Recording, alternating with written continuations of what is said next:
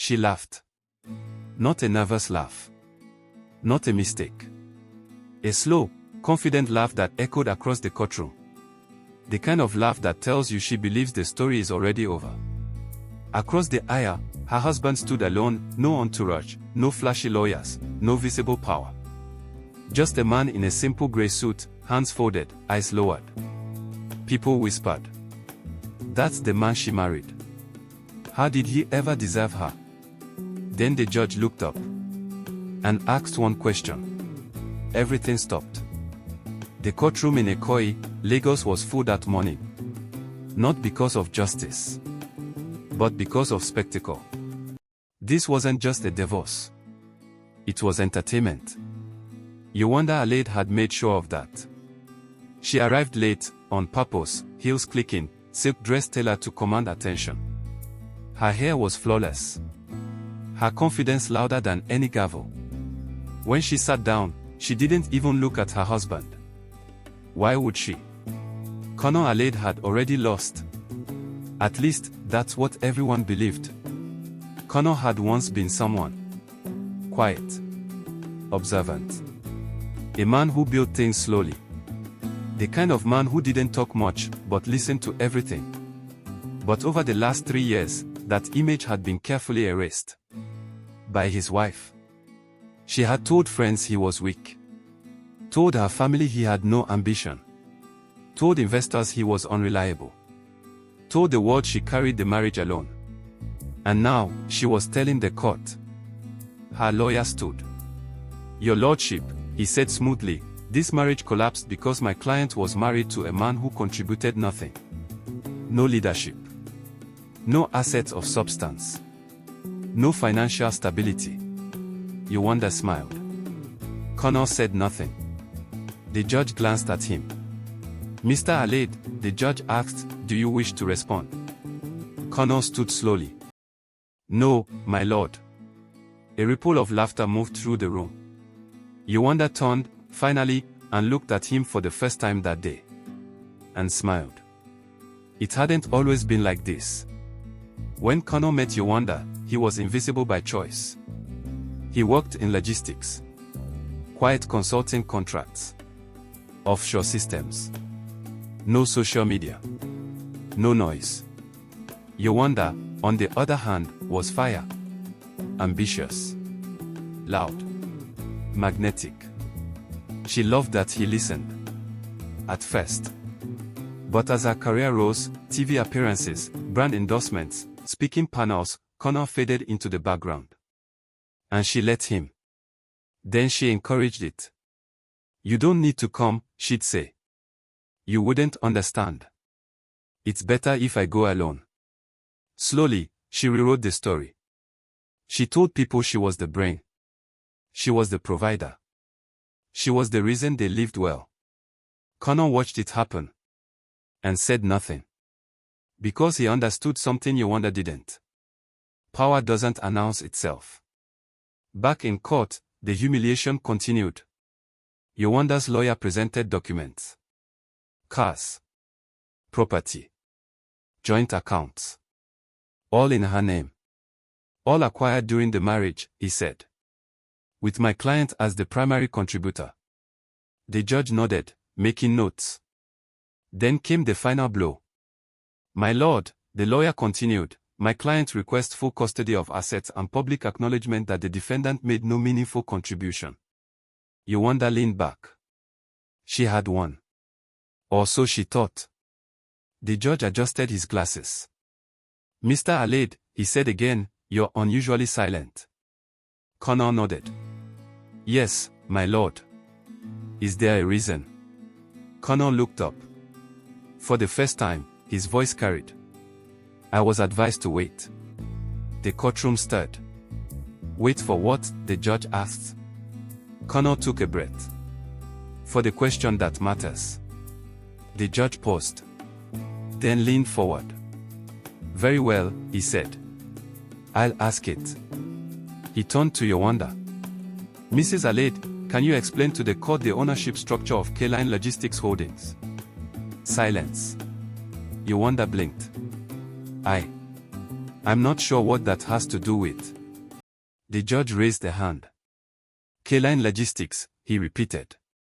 The offshore firm that acquired controlling interest in 3 West African ports last year. A murmur swept the room. Yowanda's lawyer froze. Connor remained still. The judge continued. The same firm that funded your company's expansion. The same firm that underwrites the accounts you've presented today. He looked directly at her. Who owns it?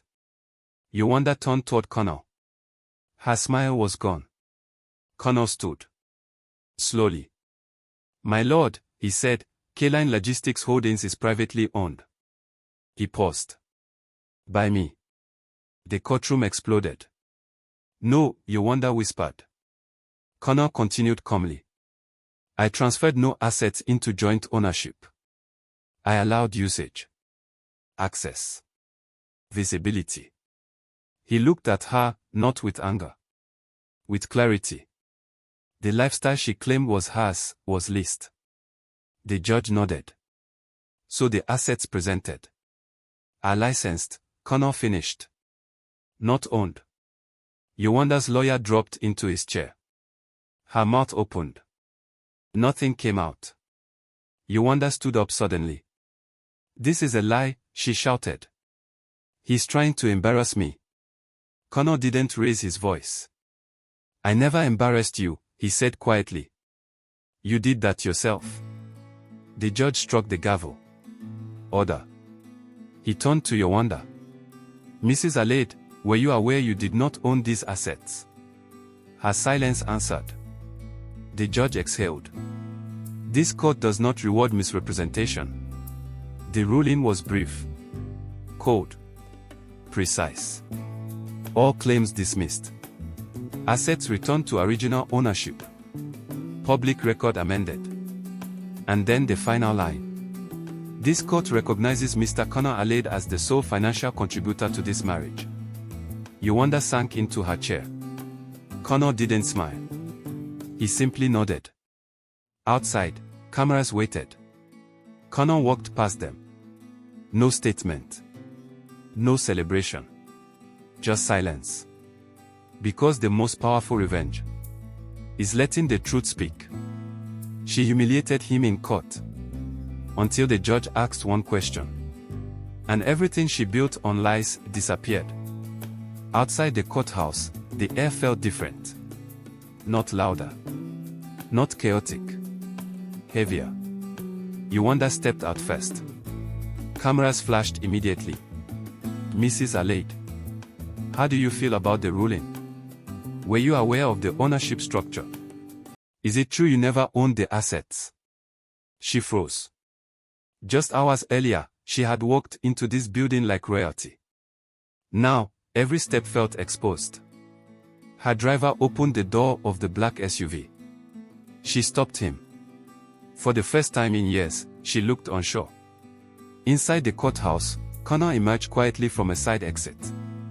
No cameras followed him. Because power doesn't chase attention. That night, Yowanda sat alone in the penthouse she no longer owned. The lights were still on. The wine was still chilled. But the security access had changed. Her phone buzzed. Not from friends. Not from family. From her lawyer. We need to talk, he said carefully. She laughed weakly. Talk about what? We'll appeal. There was a pause. No, he said.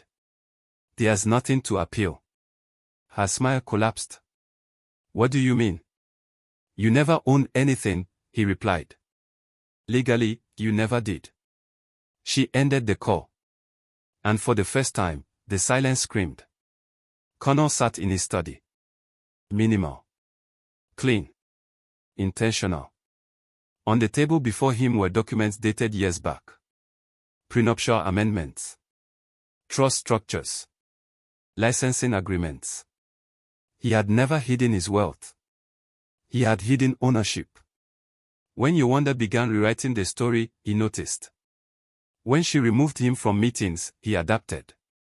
When she introduced him as support, he documented everything. Not out of bitterness. Out of clarity. Because Connor understood something few people ever do. If someone needs to humiliate you to feel powerful, they are already afraid. Within days, brands began pulling away. Quietly at first. Then publicly. Emails turned cold. Invitations stopped. Panels were rescheduled. Yowanda refreshed her phone obsessively. Nothing. The same people who once laughed with her now avoided her. Not because she lost money. Because she lost credibility. In her world, that was worse. 2 weeks later, Connor received a message. "Can we talk?" He read it once. Then again. He didn't reply immediately. Because patience was his language. When he finally agreed, it was brief. One meeting. Public place. No emotion. They met at a quiet cafe in Ekoi. Yowanda arrived early. She looked smaller. Not physically. Emotionally. When Connor walked in, she stood. "Connor." He nodded politely. They sat. "I didn't know," she said quickly. "I swear. I thought that you owned me," he asked calmly. She flinched. "I thought we were partners." He looked at her for a long moment. "We were," he said. "Until you decided I was disposable." Her voice trembled. "You let me believe." "I let you be yourself," he corrected. "You did the rest." Tears formed. "I didn't mean to humiliate you." Connor's expression didn't change. "But you did," he said softly. "And the problem wasn't the courtroom." He leaned forward slightly. "The problem was that you needed me to be small so you could feel big." She broke. Not dramatically. Quietly. Connor stood. "There's nothing to fix," he said. "Only lessons." She looked up. "Is there anything I can do?" He paused. "Yes." Hope flickered in her eyes. "Tell the truth," he said. "Next time you speak." Then he left. Months later, Connor's name appeared quietly in business circles. Not as a victim. As a strategist. A man who never raised his voice. Never chased validation. And never needed revenge. Because the truth did all the damage for him. She humiliated him in court. Until the judge asked one question. But what destroyed her? Was everything that came after. Because when power is silent, it lasts.